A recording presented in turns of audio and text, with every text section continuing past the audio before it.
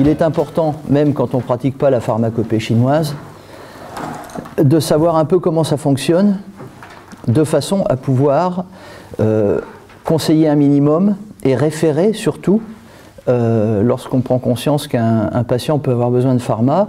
Et puis, s'il est sous traitement de pharmacopée par un autre praticien, on reçoit des patients qui ont été soignés par d'autres praticiens, savoir un petit peu ce qui leur a été donné ou comment ça fonctionne, quoi. Ça fait partie de la médecine chinoise. Quand on est dans un système médical, même si on ne pratique pas toutes les branches, il faut savoir ce que font les autres. Donc ça me semblait important que la partie d'introduction du cours de pharma soit connue, y compris par ceux qui font tradipraticiens.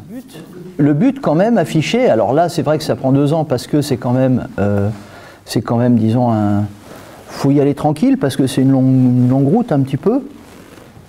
Donc tout est possible, c'est le proverbe chinois, un chemin de 1000 lieues commence par un pas, donc il faut y aller tranquillement parce qu'il y a des formules à étudier. On va expliquer le choix pédagogique qu'on a fait par rapport à la pharmacopée. Mais l'objectif affiché au bout de 2 ans, c'est effectivement de pouvoir prescrire de façon adaptée un traitement à une personne qui lui corresponde. C'est-à-dire de savoir adapter les traitements aux gens.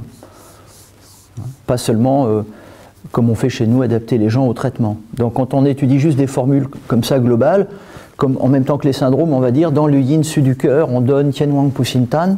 Ok, mais dans le yin su du cœur, il peut y avoir plein de troubles dominants, des palpitations, de l'hyperémotivité, des transpirations nocturnes, l'insomnie.